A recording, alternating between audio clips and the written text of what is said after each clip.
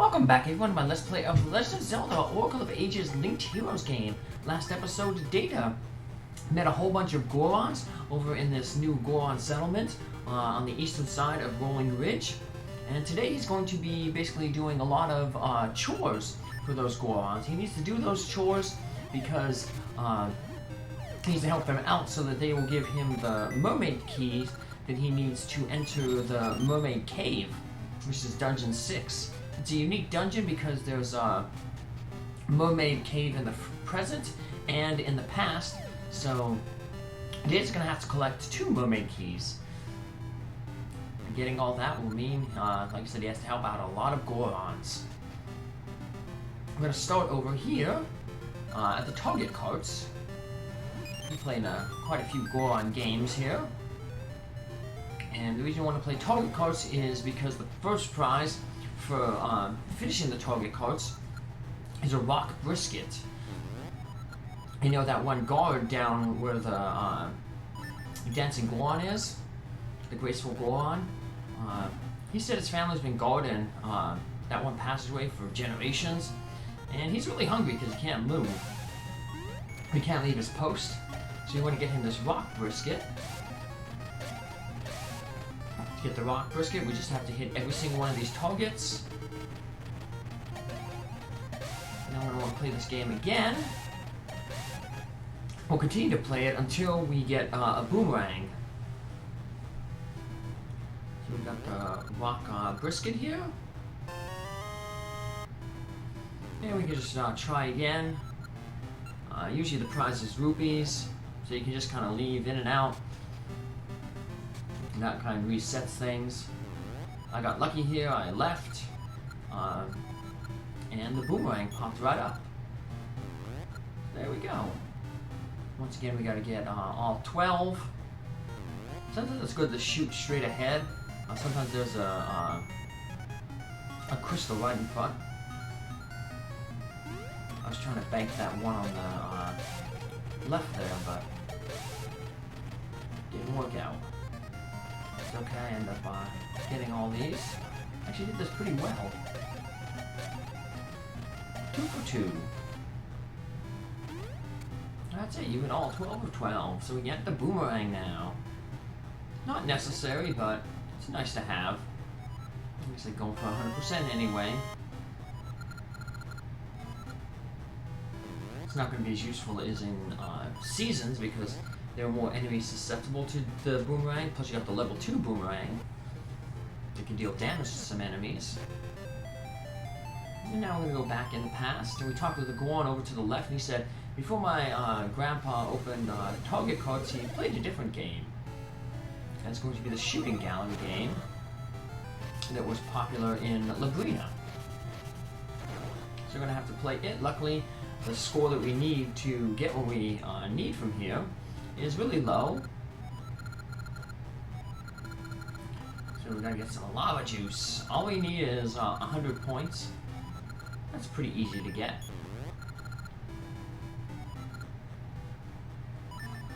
Let's get started. So once again, you just have to deflect the ball that the thing shoots at you. Different things have different points. The blue angel is 100, a blue is 30, red is minus 20, minus 10, and a red gargoyle is minus 50. If you miss hitting the ball, that's a strike, you get minus 50.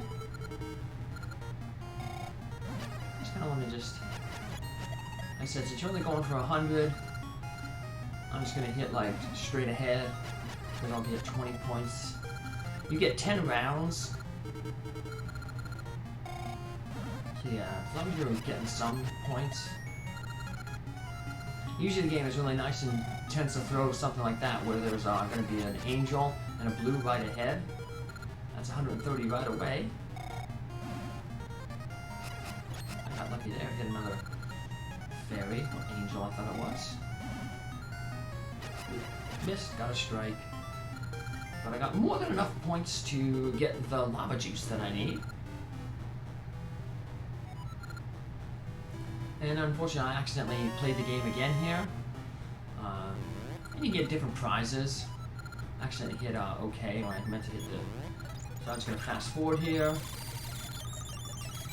I end up getting a decent prize, I guess. I get a Gacha Seed, because I scored more than 300 points. Yeah, Gacha Seed is the highest you can get. If you get like, I think like 200, you get like a ring. You can win hearts, rupees. Alrighty. Let's head over here. I'm going to head back into the present in a little bit. And we're going to do that by just going right to this section here. We can use our tune of currents to get into the present. And we have this nice warp point left right outside in the present. I'll be able to take care of 2 quick trading sequences. So we're going to use that rock brisket that we got from the target cards. Give it to this guy right here. And he's going to give us his ancestors' vase, his goron vase. And then we're going to take that goron vase back to the past and basically set into motion this goron getting that vase. Because the goron in the past, in that location, basically says like, I wish I had like something like, basically like establish my lineage, or you know, have a something that you know, gives my heirloom. There it is. I need an heirloom to teach my descendants to value life. So let's give him this heirloom right here. And then we can move on. Get some goronaid. Nice. Now back in the present, there was a goron who was really tired. He said he found a good prize, but he's too tired to play the new game that he created. He needs something to perk him up. So let's give him that gator, that goronaid. Head up into the top of the mountain here. It's more straightforward than in the present. We gorons love games. There are plenty of places to play around here. Yes, there are. Look, these you don't have to blow them all up, but yeah, it's obsessive compulsive. There's a big waterfall here on Rolling Ridge. We should see it at least once. We did see it already. So we're getting those mystery seeds. We blow up enough of these rocks, we can get the treasure chest, and that's another Gacha seed. There we go. Speaking of seeds, I want to get your seed shooter out here. Because you got these really annoying guys you can't defeat unless you knock them into pits. But we could also defeat them if we hit them with a gale seed out of our seed shooter. Let's do that, then it creates a tornado and that just rolls them away. Normally, if we were just going up those stairs to the north there, we could just ignore them. But there's a treasure chest down here. Not really important, it's just some rupees. But, like I say, we want to get everything. We still gotta buy a few things at the store. I'm gonna buy some Gacha seeds at the store. I also realized I still have to buy a ring there. So, I won't be able to clean out the store just yet. We want to head up this way into the past. It seems like it leads to a dead end. But, it's going to lead us to another heart piece container. So, get our heart ready then. And some more money.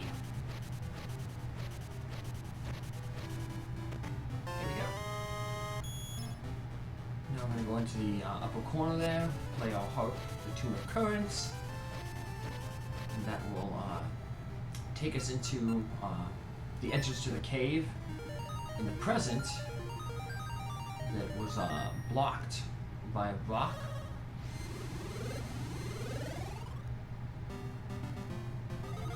that piece of heart. And then there's nothing in this cave. We always saw it was in this cave. I'm just gonna go into it just to, show it off. See, this is the cave where there's a gacha seed in the upper corner there in that treasure chest. So, you get into all the caves. Now we're going to go back into the past, just because it's a little easier to get where we want to go to. We're going to drop down and we're going to have to enter that cave there, because inside that cave is one of the gorons who wants that lava juice. And actually went down to the south. We didn't need to go down to the south, but hey, we got a maple encounter. Nothing good off of her. I say we're going to get as many maple encounters as possible, because still need to get that piece of heart from Maple.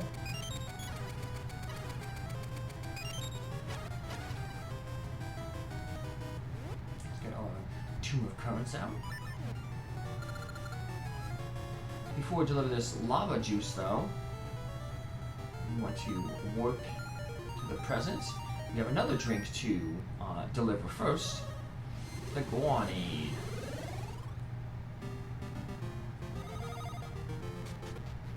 Let's head up these staircases here. Here's the goron who needs the goronaid. And he's going to let us play a game for free. It's a really annoying game. It can be really tough. But what will help you out is if you use your Pegasus seeds and the Rock's Feather. I don't know why you would want to play this game in reality. Because it's basically avoiding bombs. It basically just throws a whole bunch of bombs at you, and you got to avoid them. And what makes it stinky is, as you can see, the floor is like conveyor belts and move around. So they can pull you into some of the bombs. It starts off pretty easy.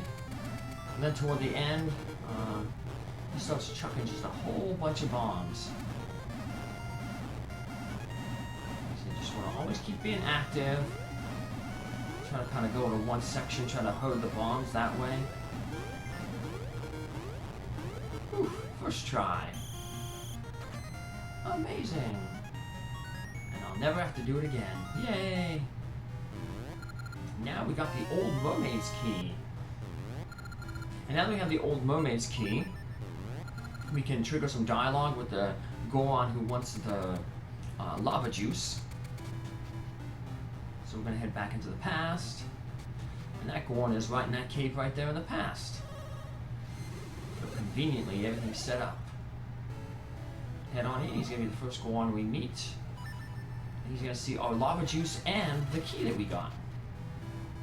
Don't tell anyone, but I'm friends with the famous graceful goron, really. Hey, that key looks like the mermaid key the graceful goron has. You want the graceful goron's key too? Aren't you greedy? Look, I don't know if it will work, but if you give your lava juice, I'll introduce you to the graceful goron. So, can I have the lava juice? Yes. Alright, now we get the letter of introduction. And we take that to the graceful goron, as he just said there. Easiest way to get to the graceful goron, step outside, warp to the mystery seed tree over to the east. And then we just hop down from there, and that puts us right in front of the cave where the graceful goron is. Boop. And we're going to have to do the goron dance again. Luckily, you don't have to get it perfect. You just have to complete all the rounds without messing up 3 times.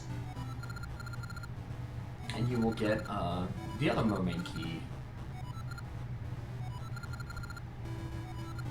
So let's dance the goron dance.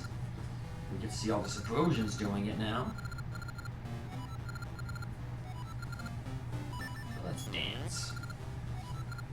And it's the same thing, just the rhythm-based dance. Hit the B button, try to learn match the cadence, and then whenever you do the pose, that you're trying to hit the A button.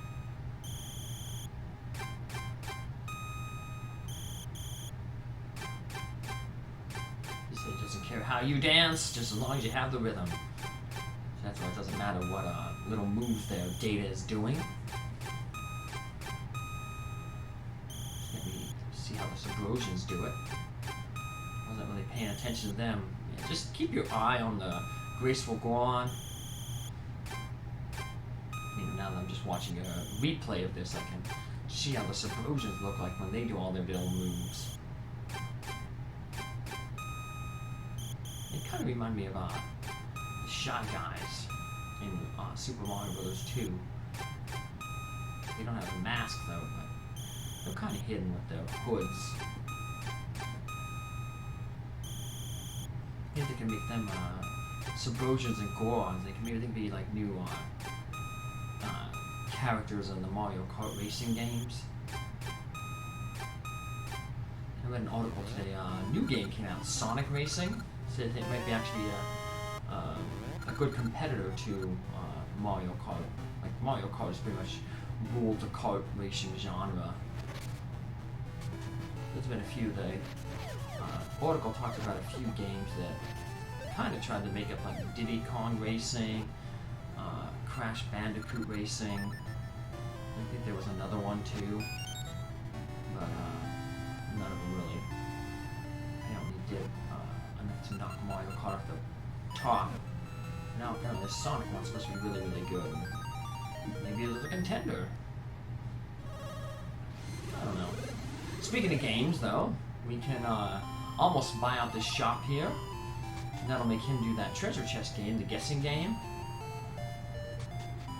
And the only reason I'm doing it, of course, 100%ing. You never know how our luck is going to be with Gasha trees. You need to get that piece of heart. So we're saving them all for that. One by Dungeon 8. There's a soft soil there that gives level 4 and 5 prizes. So I need to come back here with 300 rupees to get that ring, and that'll finish selling out that guy's inventory. Speaking of inventory, we will be ending it in the Mako tree because we got 3 secrets that we can take over to Hologram to get upgrades, and then we can transfer the upgrades over here to Oracle of Ages, so that'll increase our inventory. But before we do that, let's go pay a visit to Danny here. Hey Data, Danny is doing well, and I can teach you everything about trees. The contents of a Gasha nut depend on where the seed was planted. If you find a good spot, tell me. Danny is very shy. What kind of child were you, Data? We want to say that we were energetic. And then after we tell the mother there, Blossom, what we were like, then Danny's gonna ask us a question. And we're gonna answer that we were strong. And this will put Danny on the path to becoming a farmer, just like his father. And that's the last job that we're waiting to go up to. And of course, when we finally get that after Dungeon 6, I'll link all the other videos where the other options were. So take care, have a good one. I'll see you in the next episode where we transfer those secrets. Bye.